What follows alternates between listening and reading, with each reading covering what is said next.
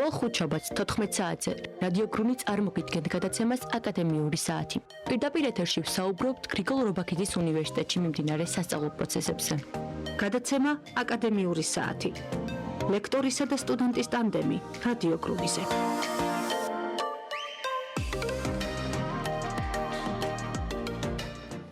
მოგესალმებით, უსმენთ და უყურებთ რადიო გრუნის ეთერშია გადაცემა აკადემიური საათი, რომელსაც დღეს მე, კესო მანჩხაშვილი გავუძღვები. დღეს ძალიან საინტერესო თემაზე ვივაპირებთ საუბარს, მედიაცია.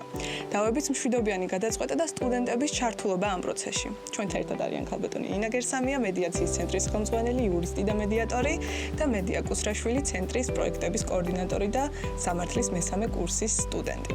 მადლობა გადაცემაში სტუმრობისთვის. გავიგებთ, რა პროექტები განხორციელდა ბოლო პერიოდში, რა გამოცდილება მიიღეს სტუდენტებმა და რას გვიმზადებს მედიაციის ცენტრი შემოდგომისთვის. მოდით თქვენ დავიწყოთ ქალბატონი ინა, თავიდან დავიწყოთ. რას ემსახურება მედიაციის ცენტრი და რატომ არის მნიშვნელოვანი ასეთი სივრცე სტუდენტებისთვის და ზოგადად საზოგადოებისთვის? დიდი მადლობა, მოგესალმებით, მივესალმებით თქვენს მსმენელს. წარმატებულ წელს გისურვებთ, ვიცით რომ პირველი გადაცემაა. ძალიან მიხარია რომ ვიწყებთ მედიაციით, იმიტომ რომ მედიაცია ეს არის სოციალური მშვიდობის გარანტი, ადამიანურ ურთიერთობაზე დაფუძნებული პროცესი, რაც გვჭირდება ყოველთვის ნებისმიერ საქმიანობაში.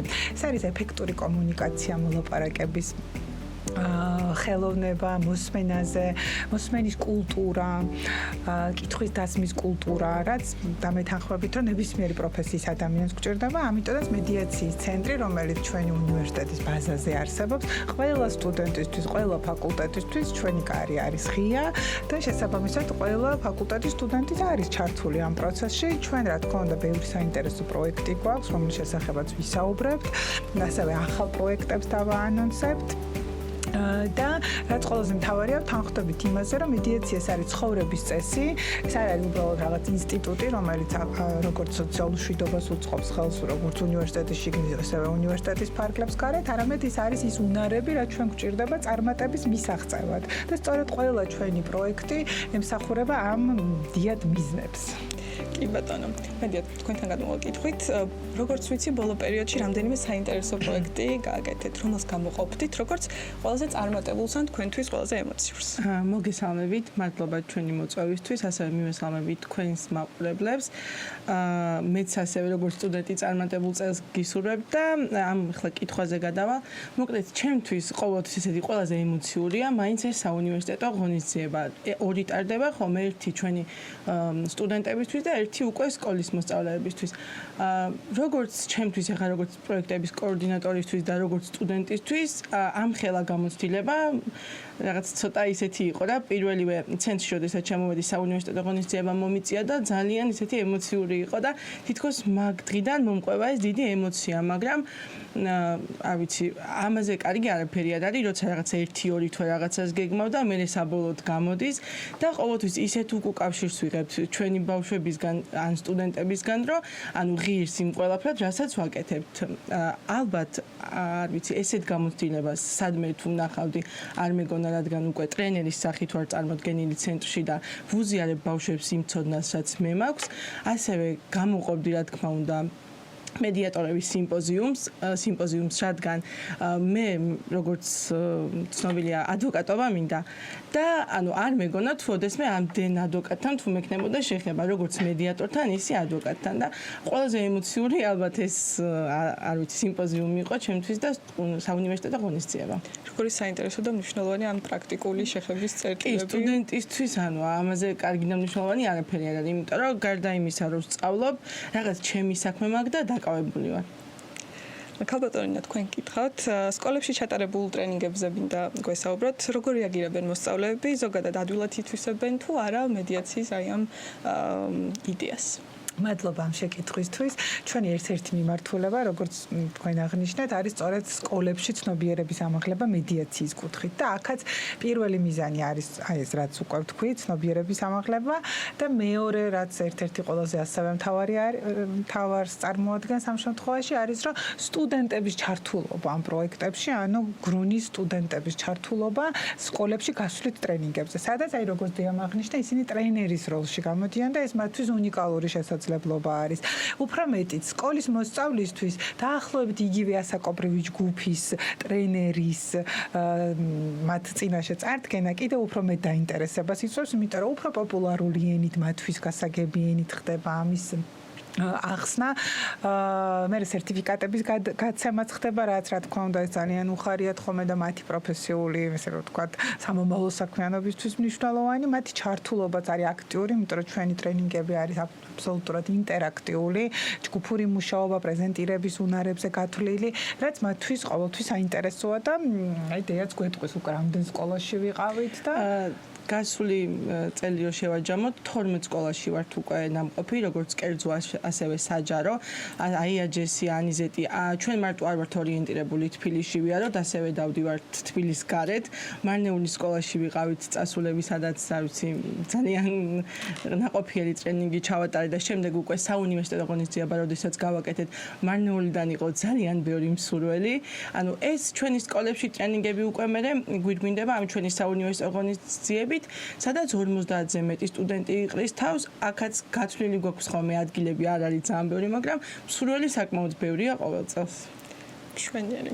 ქალბატონინა, თქვენ კითხავთ საუნივერსიტეტო კონკურსთან დაკავშირებით, ეს დიდი ამბავი არის თვითონ, რა ხდებოდა იქ და როგორი ფორმატი, რა შინაარსის იყო და რას აძლევს ეს სტუდენტებს ზოგადად? ანუ ერთი რაც აღვნიშნეთ, ერთი იყო სასკოლო კონკურსი და მეორე ხა რაზეც სადაც გადმოვინაცვლეთ არის საუნივერსიტეტო კონკურსი და მინდა თქვენს ეთერში დავაანონსო, რომ წელს გვექნება შემოდგომაზე კონკურსი. წინა კონკურსის, რომელიც შაშან ჩატარდა პრიზი იყო ევროპაში სასწავლო ტური და ჩვენი ერთ-ერთი სტუდენტი, ვინც გაიმარჯვა, იყო წასული ამ სასწავლო ტურში და მოკათაელი უნივერსიტეტი ელოდება შემდეგ პრიზს. იქნება ეს თავარი პრიზი. ყველა ფაკულტეტის სტუდენტს ექნება შესაძლებლობა, რომ მიიღოს ამ კონკურსში მონაწილეობა. ამისთვის რაღაცა საბაზისო ცოდნა არ არის საჭირო, არ არის შეზღუდული არც ფაკულტეტით, არც სკოლით, არც კურსით არ ვარ შეზღუდულები, ბაკალავრიატის საფეხურის ნებისმიერ სტუდენტს შეუძლია მონაწილეობის მიღება. ტრენინგები არის ინტერაქტიული, გრძელდება 2 დღის განმავლობაში და ტრენინგების შედეგად უკვე რამდენიმე ეტაპს გადიან და ბოლოს ფინალში 5-6, ხანდახან 7, იმიტომ რომ ვერ ვარჩევთ საუკეთესოს. ყავს მრავალფეროვანი ჟური, ცნობილი სახეები, სხვადასხვა სფეროსი და ხო ვირჩევთ მე გამარჯვებულს. როგორი საინტერესო და როგორი კარგი мотиваცია არის ზოგადად სტუდენტებისთვის. მედია შენ კითხავ, როგორც სტუდენტი და ამავე დროს კოორდინატორი, როგორია შენი გამოცდილება და რა მოგცა ამ პროცესში ჩართულობამ? არ ვიცი, ეს ყველაზე ისეთი კითხვაა ჩემთვის. ეს 2 წელი რო შევაჯამო, ახლა უკვე მე-3 წელი დაიწყო. ანუ ვფიქრობ, რომ რაღაც წარმატების რაღაცა ეტაპს უკვე მიღწეული მაქვს, იმიტომ რომ იმას ვაკეთებ პირველ რიგში, სადაც ჩემი თავი ვიპოვე. ანუ მე იმხელა აი სიყვარული გამაშნია ზოგადად ჩვენი ცენტრის მიმართ და ვცდილობთ რაღაცა სულ განვითარდეთ, რომ ვფიქრობ, რომ ნებისმიერ სტუდენტს უნდა გქონდეს შესაძლებლობა, რომ ესეთი პრაქტიკული ნაწილი გაიაროს, იმიტომ რომ ყველა ჩვენი ტრენინგი სერტიფიცირებულია და მოგეხსენებათ, როგორი დიდი მნიშვნელობა აქვს დღეს სერტიფიკატს ჩვენთვის და ეს სტუდენტს ახლა მეტი ვერაფრით წაახალისებს სერტიფიკატს, რა თქმა უნდა, თუ არ გადასცემ და სკოლის ტრენინგებიც ამითი არის ხოლმე გამორჩეული და ვფიქრობ, რომ ყველაზე კარგი შესაძლებლობა სტუდენტებისთვის ჩვენი ცენტრის კარი ყოველთვის ღიაა და რა ვიცი, ველოდებით კიდევ უფრო მეტ ბავშვს რომ მივცეთ შესაძლებლობა რომ განვითარდნენ. ქალბატონინა, მედიატორობის გამოცდებებზე მინდა კითხოთ, როგორ ეხმარებით ახალგაზრდებს, რომ მომავალში უკეთ მოემზადონ ამ გამოცდებისთვის? საინტერესო შეკითხვა. ჩვენ ცენტრში გვყავს უკვე 2 მედიატორი, ანუ სტუდენტები, რომელმაც დაამთავრეს ბაკალავრიატის საფეხური, მაგისტრატურის საფეხური და დღეს უკვე არიან მედიატორები. რა თქმა უნდა, გამოცდილება ცენტრშიც მიიღეს როგორც თეორიული, ისე პრაქტიკული, თუმცა იმისთვის, რომ პირი გახდეს მედიატორი და აქაც ვიტყვი რა ხანა გვაქვს ამის საშუალება, რომ ნებისმიერი პროფესიის ადამიანი შეიძლება გახდეს მედიატორი, ამისთვის საჭირო არის გარკვეული 70 საათიანი, ну ესე რომ დავკონკრეტდეთ, სწავლების გავლა, შემდეგ რამდენიმე საფეხურიანი გამოცდა არის, პრაქტიკული, თეორიული მედიატორის როლის მორგება და შემდეგ უკვე კიდევ რაღაც საფეხურის გავლის შემდეგ ხდება მედიატორი. ძალიან რთული გზა არ არის, თუმცა საკმაოდ შრომატევადი არის. სტუდენტებს რა თქმა უნდა ჩვენი ცენტრის გამოცდილება ეხმარება ამაში და უფრო მეტიც, როდესაც აგვაქვს ხოლმე კოლეგებთან, მედიატორებთან, ადვოკატებთან შეხვედრა, ცენტრში ჩართულ სტუდენტები ყოველთვის აღნიშნავენ ხოლმე, რომ ჩვენ თურმე რამდენი გვწოდნია უკვე, რაც შეიძლება ცენტრში მუშაობის შიგნით არ ჩანს, მაგრამ როცა უკვე საზოგადოების სხვადასხვა წარმომადგენელს ხვდებიან და ამ თემებზე ღია დისკუსიებში მონაწილეობენ, რა თქმა უნდა, თავ ამაყათ. კი ბატონო, ახლა საშემოდგომო გეგმებზე მინდა კითხოთ, მენდია, რა საინტერესო სიახლეებს უნდა ველოდეთ? ძალიან ბევრი გეგმა გვაქვს, მაგრამ მე ხარ რამოდენიმე მეზეზე გაგანდობთ. ჩვენ მუშაობთ ჩვენს კაზუსების კრებულზე, რომელიც რეალურ кейსებზეა დაფუძნებული და ვიმედოვნებ, რომ ეს კაზუსების კრებული ძალიან მალე გამოვა. ასევე ბათუმში ვაპირებთ ტრენინგებს, ბათუმის წარმომადგენლობასთან და სტუდენტებთან ვაპირებთ ტრენინგების ჩატარებას. ასევე, რა თქმა უნდა, აქტიურად ისევ სკოლებში ტრენინგებს ვიწყებთ. საუნივერსიტეტო ღონისძიება აუცილებლად გვექნება და კიდე რაღაც ბევრი გეგმები გვაქვს. ერთ საინტერესო თემასაც შევეხებთ, თქვენი ეთერის მეშვეობით ვამცნობთ სრულიად უნივერსიტეტს და სტუდენტობას. ძალიან საინტერესო პროექტი გვაქვს გეგმაში, იმედია ამ შემოდგომაზე მოვაწრებთ. ეს არის მედიაცია ღია ცის ქვეშ. როდეს ყოველთვის გვაქვს კითხვა, რომ აი თქვენ ეთერებსაც ვიწყებთ, რომ რა არის საერთოდ ეს მედიაცია, მედიაციის ცენტრის პროექტებზე ბევრს საუბრობთ, მაგრამ თვითონ აი რასთან გვაქვს, რა უნარებზეა, ვიცით რომ არის მოლაპარაკების ხელოვნება, ეფექტური კომუნიკაცია, მაგრამ რეალურად როგორ მუშაობს ეს ინსტიტუტი, აი ამის დანახვის საშუალებას მივცემთ ჩვენს სტუდენტებს უნივერსიტეტის ეზოში და მაგას წინასწარ დავაანონსებთ დღეს ჩატარდება რეალური მედიაციის პროცესი, სადაც ყველას ექნება საშუალება, რომ დაესწროს და ნახოს თუ აი რა უნარებს იყენებს მედიატორი და საერთოდ როგორ წარიმართება ეს პროცესი და როგორ შეიძლება საკმაოდ ისეთი რთული დავა, რომელიც ერთი შეხედვით შეიძლება სასამართლოში 3-4-5 წელიც გრძელდებოდეს და გვეგონოს რომ ჩიხურ სიტუაციაში არის შესული და არ არსებობს გამოსავალი, აი როგორ რა მექანიზმებს გამოყენებით შეიძლება რომ ეს დავა მშვიდობიანად დასრულდეს. შესანიშნავი გეგმებია წარმატებას გისურვებთ. ბათუმის უნივერსიტეტში ტრენინგი ახსენე. რას უნდა ელოდოს იქაური სტუდენტობა თქვენგან? თქვენ მოვისმენთ. და ვიცი. ანუ ბათუმის ტრენინგთან დაკავშირებით უფრო ქალბატონი ნინა გაგესაუბრებათ, მე ვფიქრობ, უფრო კარგად.